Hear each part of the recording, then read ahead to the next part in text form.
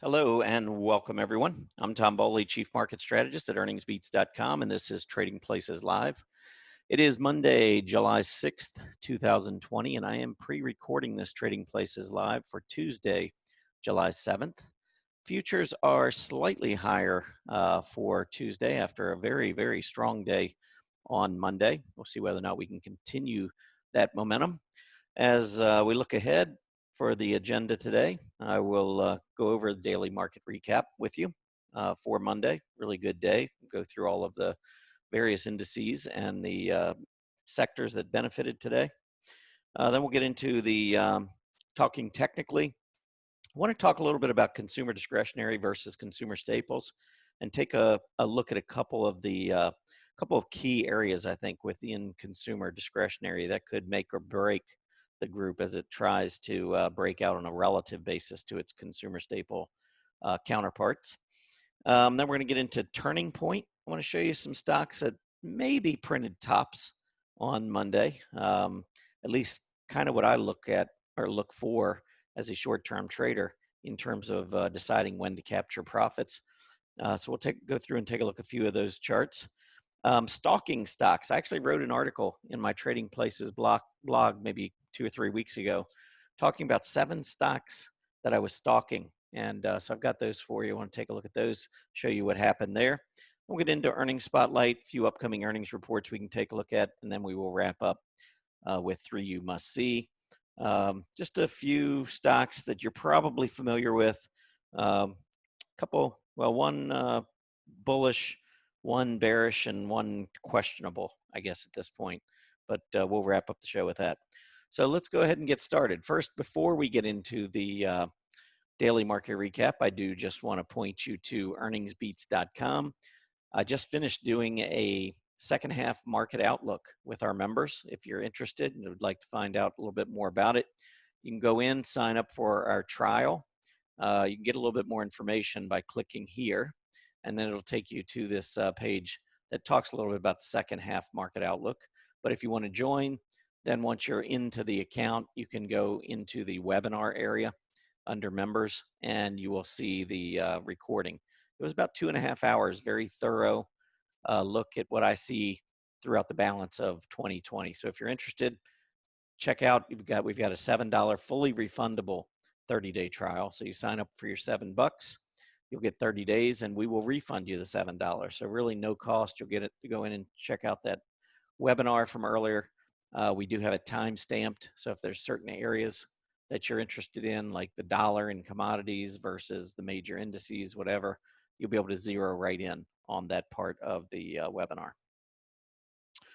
Also, back at the home page, go back, you will see there's a place to subscribe for our free Earnings Beats Digest. This is a newsletter that goes out Monday, Wednesday, and Friday. Just simply fill in your name, email address, hit subscribe, and we'll make sure that you get on that list and you begin receiving those articles. All right, let's go ahead and take a look at the daily market recap. It was another pretty good day on Wall Street. I mean, we got the Dow Jones Industrial Average up a little more than 1.75%, 460 points. The S&P 500 up 49, almost 50 points. That's 1.6%. NASDAQ 226 more points, another 2.2% to the upside, breaking out to yet another all-time high. Mid caps, small caps also gaining ground, but not as much as the NASDAQ for sure. All 5 major indices remain in an uptrend. Discretionary stocks making a move, trying to make this breakout above that June high. Again, in the talking technically in just a couple minutes, I'll go through and take a look at the XLY versus the XLP, show you the significance and why it's so important. Communication services also strong today, up 2%, threatening a breakout above recent highs in June. Financials have been weak, but they were up almost 2% today. Nice little bounce, climbing back up right to the 20-day moving average, penny below. We'll see if we can get through that tomorrow. Technology, another strong day, another breakout to an all-time high, up 1.75%. And then industrials, kind of like financial, struggling, but back above that 20-day moving average at least. The XLI up 1.44% today. 10-year Treasury yield, we saw a move to the upside early, went above that 0.7% area, came back down though and finished at 0.684. It was still up about 1.5 basis points, but definitely didn't feel very good after being up much higher than that, coming back down and falling 3 basis points from that earlier intraday high. And of course, we had a pretty nice high, even higher than Monday's intraday high was Thursday's intraday high. So we've seen a little bit of reversal there. The downtrend, however, has been broken. I just would like to see this move back up above about 0.75%. Didn't happen on Monday. We'll see if Tuesday is a different story. No key economic reports coming out on Tuesday, though. So it'll have to do it. The 10-year Treasury yield will have to do it without any economic reports. All right, let's move on to talking technically. And I wanted to show you the XLY versus the XLP, and just give you a sense of what is going on here.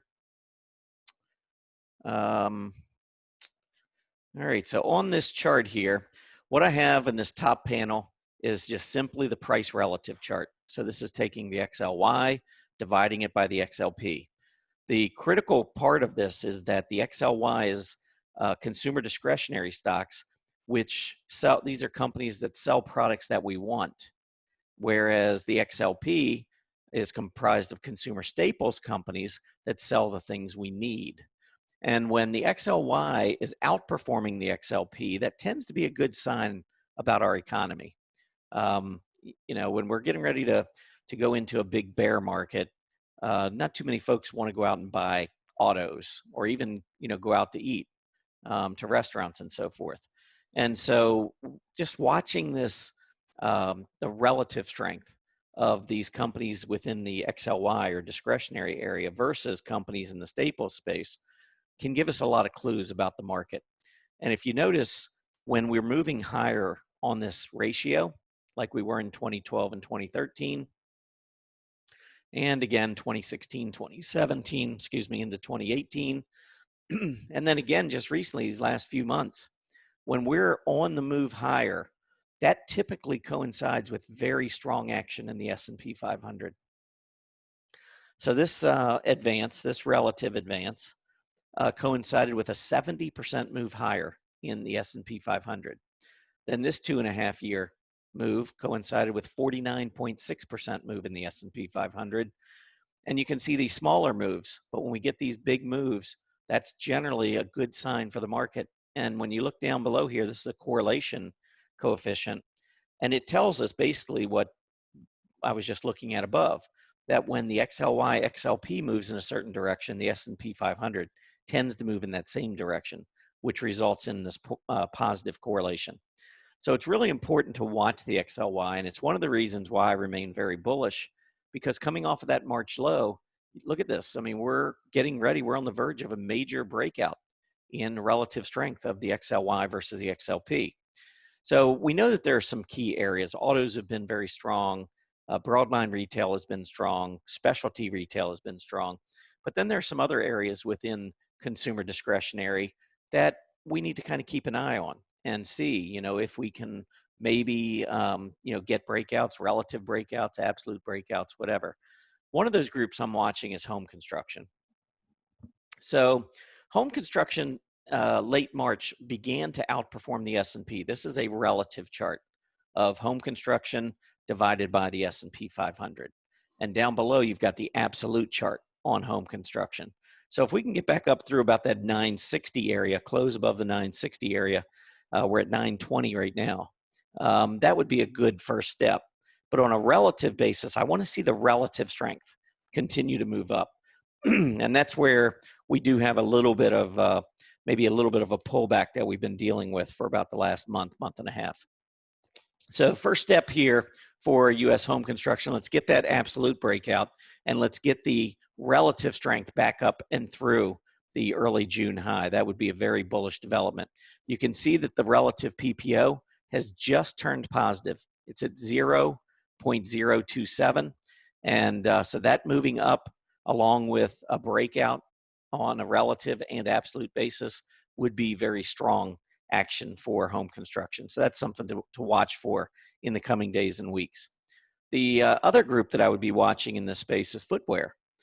We've had multiple relative highs right up here at this level, about 3 or 4 tops between 0.58 and 0.59. So if we get a relative break above 0.59, that would be very bullish. And also, kind of like the home construction area, we need to get that breakout above the earlier highs in terms of absolute strength as well. So probably still another 6% or so to go to get above that high that we saw back in January. But if we get that and we get the relative strength breakout, these would be 2 additional areas in consumer discretionary that would be on buy signals. And that would most likely throw us over the top in that XLY XLP ratio that I was showing you. All right, let's move on. How about turning point? In this segment, what I really want to do is just focus on some individual candlesticks that sometimes can at least provide an indication of maybe a pause on the chart.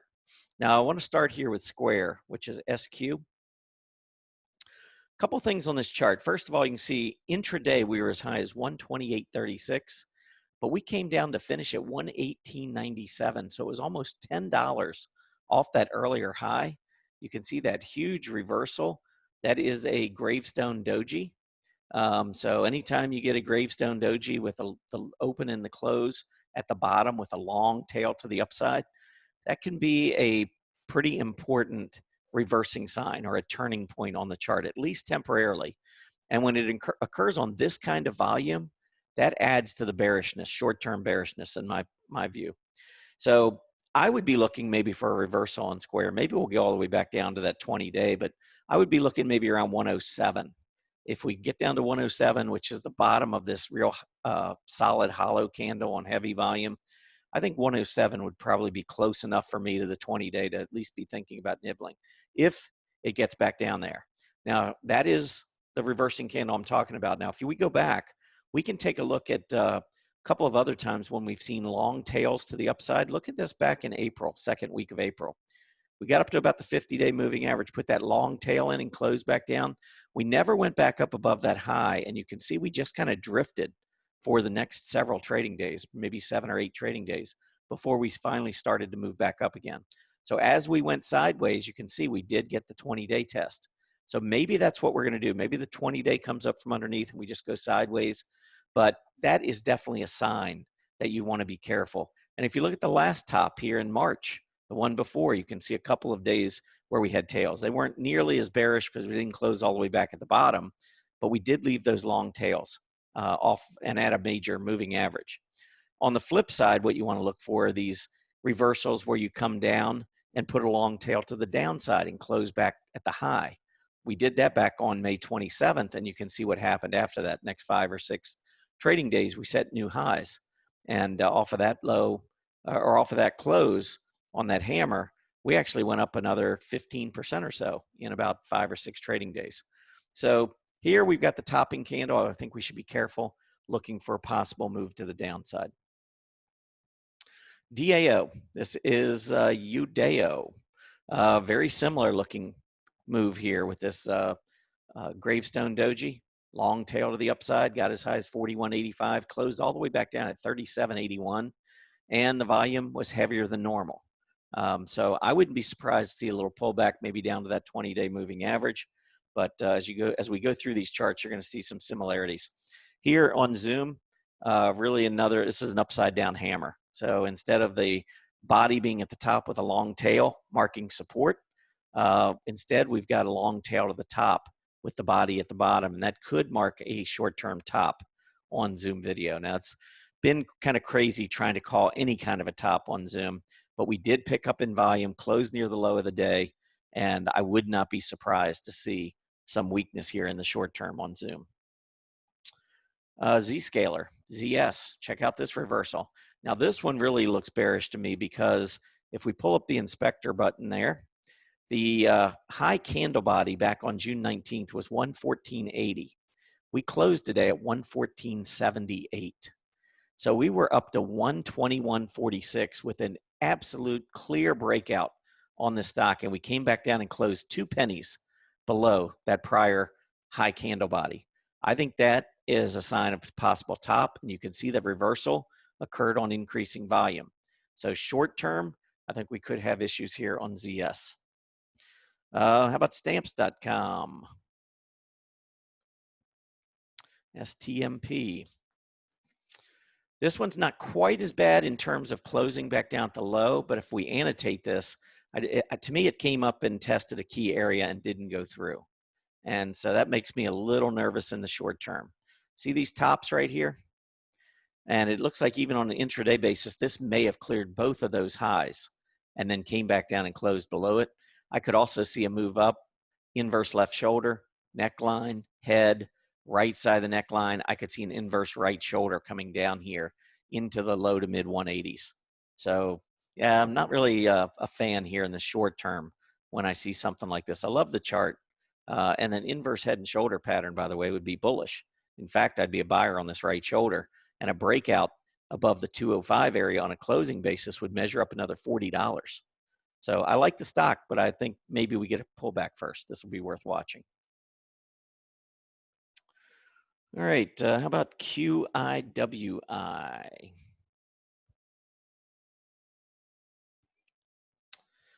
All right, QIWI. Well, we got a lot of hollow candles, so it definitely looks like there's a lot of accumulation going on here to me. And you can see the accumulation distribution broke out to a multi-month high, maybe 7-8 month high.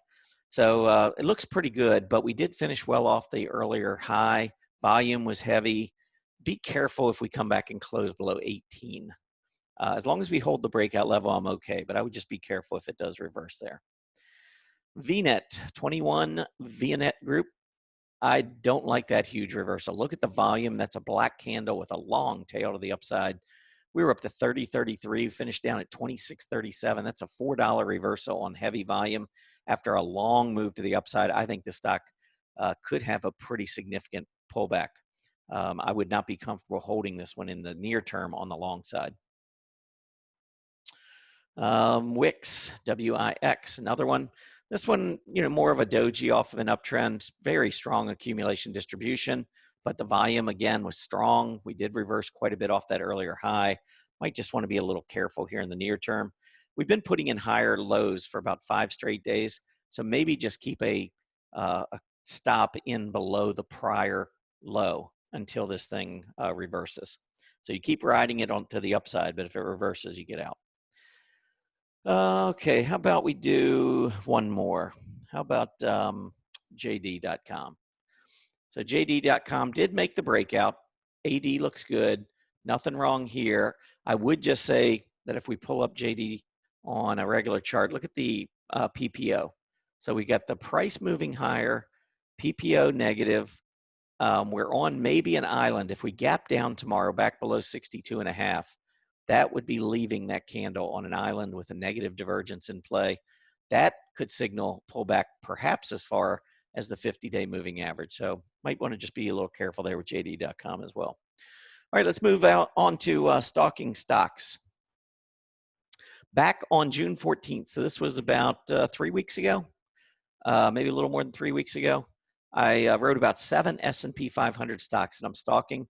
I went through all 500 charts, looked at them very quickly on the candle glance, listed all the ones I thought were interesting, and then narrowed it down to 7 solid prospects that I saw in the S&P 500. There they are.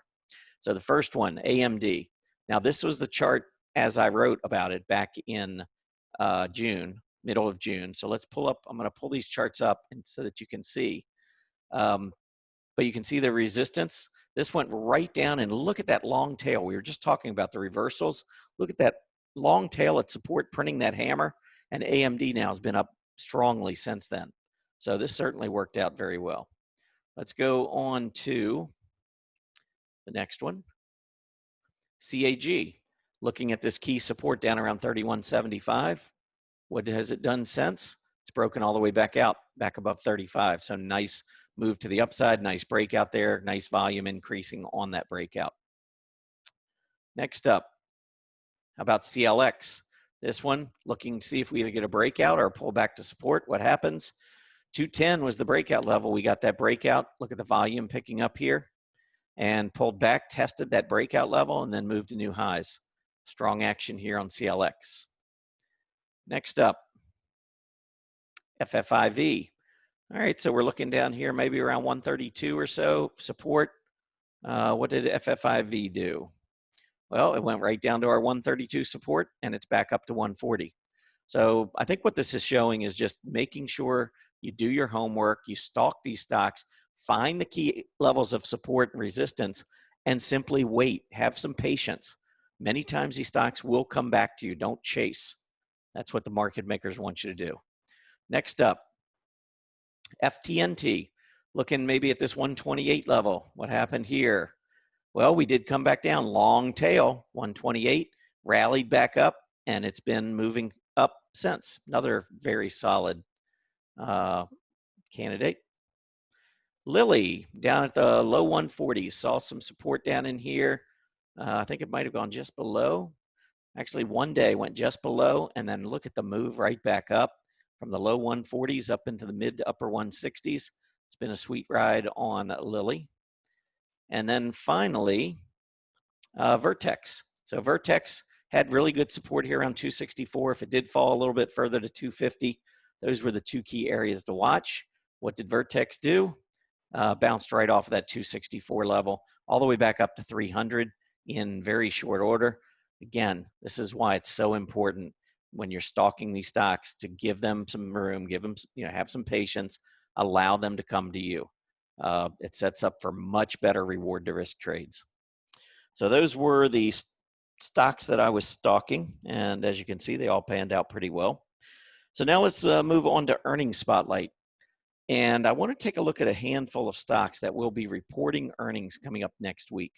The first one is Pepsi. Now, as we look at Pepsi, you can see the stock's been sideways consolidating for a while. Accumulation distribution, not really showing us anything. But I think we got great support at 127.5. I'm going to annotate this and just show you here what I'm looking at. But there was the recent high off of this move. So 137.50 is resistance. You can see, been up there a couple times, can't get through. Here's your support, 127.50. That's where we gapped up, we held. You can see all these tails coming down to this area, but so far holding. $10 range. I would trade this range until we break in one way or the other. Now, Pepsi has been trading, or did trade very strongly versus soft drinks, pulled back, and now we're starting to see some nice relative strength again. But part of the problem is soft drinks overall have just been horrible. So you've got a pretty decent stock, but in an awful group. Based on that, I would not be a trader. I would not buy the stock unless I was getting it exactly at my price. So I've either got to see it at 127.50, or I need to see the volume come in to support this breakout at 137.50. All right, couple of banks. We've got banks getting ready to report. Banks have been very weak overall. So what does JP Morgan look like? Well, first of all, look at that accumulation distribution. I think there's a lot of folks getting out of the stock. A lot of these these filled candles. Gap up, sell off. Big sell off here. Gap down and sell off. Here's a big gap up and a sell off. Another sell off. You can see all these filled candles. We're below the moving averages. The bank index hasn't been very good. JP Morgan has been downtrending relative to the banks for the last 3 months. I don't know. Last quarter, I was pretty excited about the banks going into their quarterly reports. Not so much this quarter. Or maybe it was 2 quarters ago. Actually, I think it may have been 2 quarters ago. Wasn't liking too much of anything back in April, especially in the banks. But a couple of quarters ago, they looked good. Now, not so much. The fact that banks are so weak, you really want to see a stock that is maybe at a relative high to banks, or threatening to break out to a new high. JP Morgan, I think, has been downtrending a little bit the last few months. So I think there's going to be others that look better. Is Citigroup one of those? Well, let's take a look at Citigroup. Citigroup moving up, pulling back, but I think it does look on a relative basis better than JP Morgan. Accumulation distribution, not much better though. But here's your relative strength. See the difference? So Citigroup has been moving up versus the bank index. So if I had to choose between the two, I think Citigroup probably is going to deliver a better report. Now, is it going to be enough? I don't know. Again, banks overall, not very strong. So we've seen JP Morgan, which was so-so, weakening a little bit. Citigroup, which has been strengthening versus its peers. How about Wells Fargo? Well, Wells Fargo is almost down to its May low.